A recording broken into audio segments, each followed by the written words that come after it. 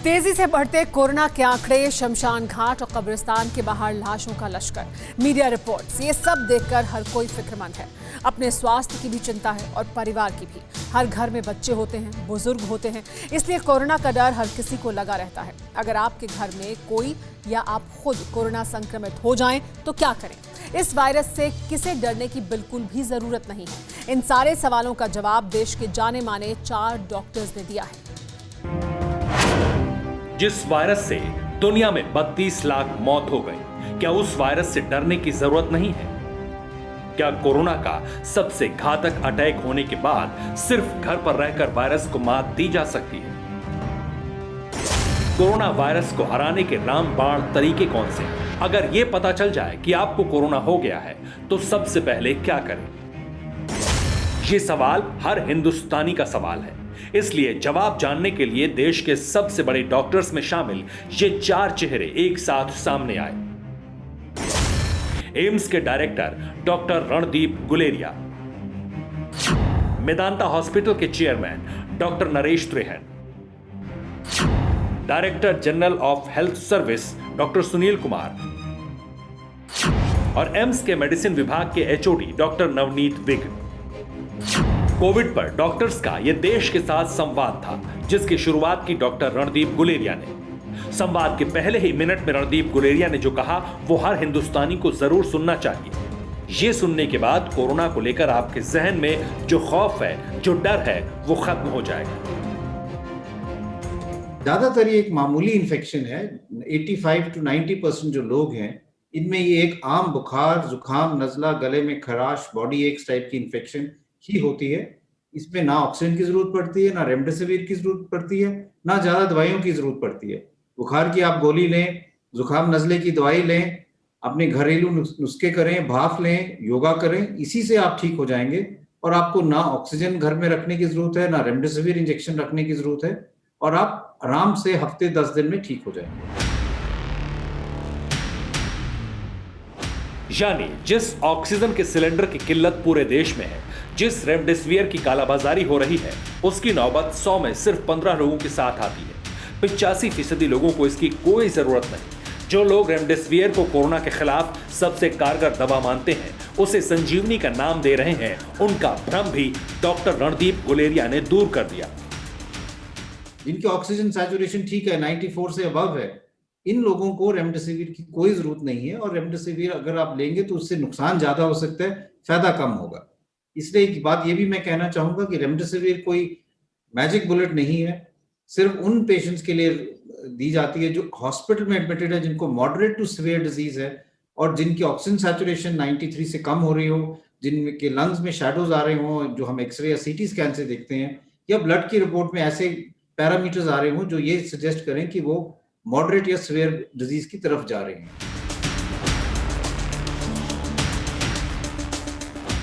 रणदीप गुलेरिया ने यह भी माना कि मरीज वायरस से घबराकर अस्पताल की ओर भाग रहे हैं, जबकि वो घर पर रहकर भी ठीक हो सकते हैं। ऐसे लोग उन गंभीर मरीजों के हिस्से से ऑक्सीजन छीन रहे हैं। इसके अलावा डॉक्टर नरेश त्रेहन ने भी अपनी बात रखी। नरेश त्रेहन के मुताबिक अनुलोम विलोम प्राणायाम से फेफड़ों को मजबूती मिलेगी, इसलिए अनुलोम विलोम को डेली रूटीन का हिस्सा जरूर बनाना चाहिए। इसके बाद डॉक्टर नरेश त्रेहन ने इस सवाल का जवाब दिया कि देश में ऑक्सीजन संकट कैसे आया।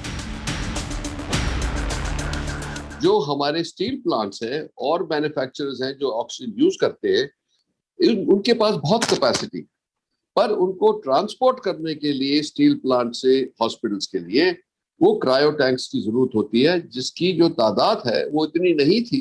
पर गवर्नमेंट ने अब ये इंपोर्ट कर लिए हैं, शुरू हो गया आने, और उम्मीद है कि आने वाले 5-7 दिन में जो ये तकलीफ हो रही है हॉस्पिटल्स में, लास्ट घंटे 2 घंटे की ऑक्सीजन बचती है तो ऑक्सीजन डिलीवर होती है, वो जो सिचुएशन है मेरे को लगता है अंडर कंट्रोल आ जाएगी। डॉक्टर नरेश त्रेहन को उम्मीद है कि मई के पहले दिन से देश ऑक्सीजन संकट से उबर जाएगा। डॉक्टर नरेश त्रेहन के बाद स्वास्थ्य सेवा के डीजी डॉक्टर सुनील कुमार की बारी आई। डॉक्टर सुनील कुमार ने आंकड़ों के साथ बताया कि देश ने कोरोना के खिलाफ लड़ाई बहुत मजबूती के साथ लड़ी है। इसके बाद डॉक्टर सुनील ने ये राज भी खोला कि आखिर देश में रोजाना 3 लाख के ऊपर मरीज सामने क्यों आ रहे हैं। एक तो हम कोविड अप्रोप्रिएट बिहेवियर को भूल गए। हमने ये कहा जाता है कि हम ह्यूमन बीइंग की जो मेमोरी होती है वो बहुत शॉर्ट होती है, और ये साबित कर दिया हमने कि हम बहुत जल्दी भूल गए कि हम तो अमर हैं, अजर हैं, और हम इकट्ठा भी रह सकते हैं, बिना मास्क के भी रह सकते हैं, घुल मिल सकते हैं, हमें कुछ नहीं होगा। लेकिन कोविड हिट अस बैक। तो इसलिए हमें ये बात को ध्यान रखना चाहिए कि कोविड अप्रोप्रिएट बिहेवियर बिल्कुल उपयुक्त है और वह हमें फेल करेगा अगर हम उसको फेल करेंगे। तो कोविड अप्रोप्रिएट बिहेवियर को पास करिए और तो आपको वो पास करेगा, फेल नहीं करेगा। डॉक्टर सुनील कुमार ने कोविड मरीजों को सलाह दी कि पैनिक ना हो, सकारात्मक रवैये से वायरस को मात देने में मदद मिलती है। आखिर में देश के साथ कोविड संवाद में शामिल हुए डॉक्टर नवनीत विग ने 2 टूक कहा, कोरोना के खिलाफ जंग में शुरुआत खुद करनी होगी और जरूरत पड़े तो सरकार को टोटल लॉकडाउन जैसे फैसले पर भी अमल करना चाहिए। इस टाइम जनता की जिम्मेवारी है कि मैं इंश्योर करूं कि सामने दूसरे वाले ने मास्क पहना हुआ है, नहीं पहना हुआ तो मैं उसको फोर्स करूं कि भाई मास्क पहनो। अपने घर में जो आपके लोग हैं, आपके घर में आपके ऑफिस में बहुत सारे लोग हैं, हमें सभी का ख्याल रखना है। इतने वर्कर्स हैं, हमें सबका ख्याल रखना है।